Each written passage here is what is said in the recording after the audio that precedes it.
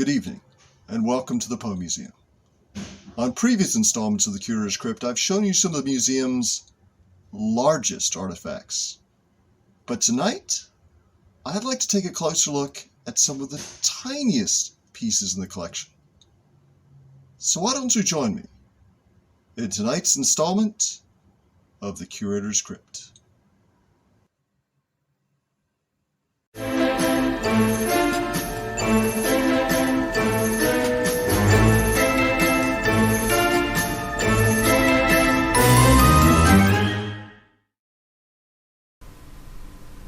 So let's check out what we have right here.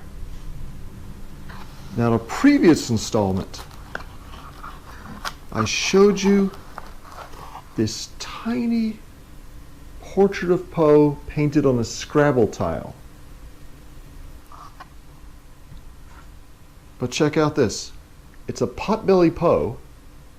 If you take off the top, there's a telltale heart inside.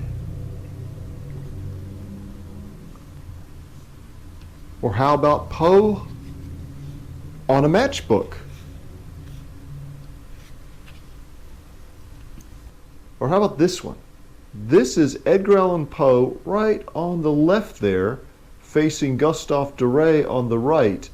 This is taken from the frontispiece from the 1883 edition of The Raven, illustrated by Gustave Doré. Or how about this nail file, which was given by Edgar Allan Poe to his proofreader at the Southern Literary Messenger as a gift to thank him for all of his service.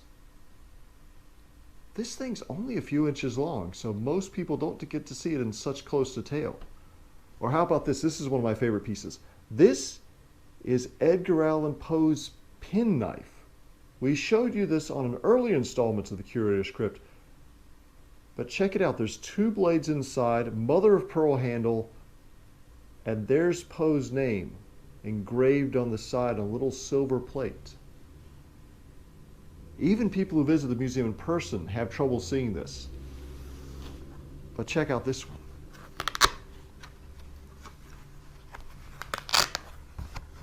This is another gift given by Poe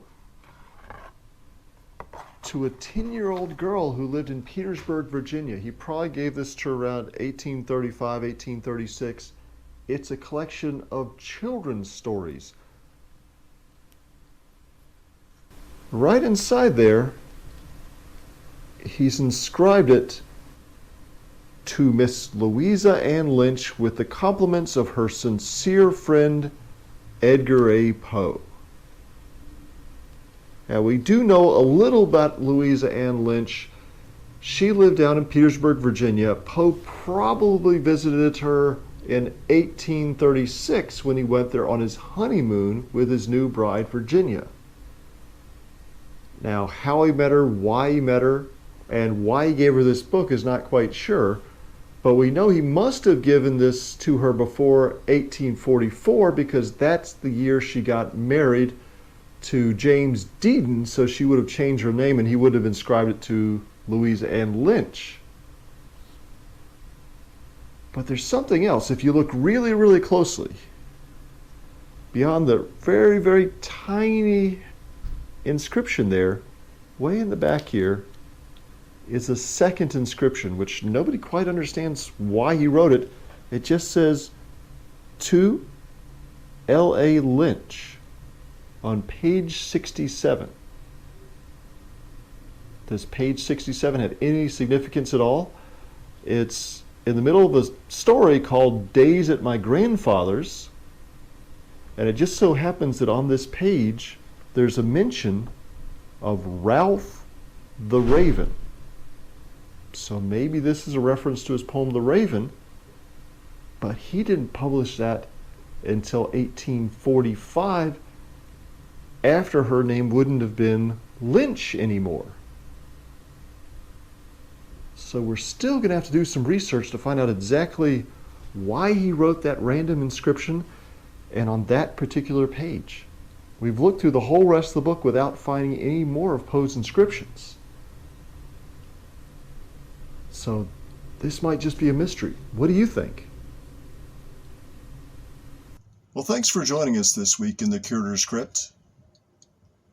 I appear to have found myself in a bit of a predicament. So while I try to find my way out of it, why don't you support the Poe Museum by becoming a patron at patreon.com/Poe Museum.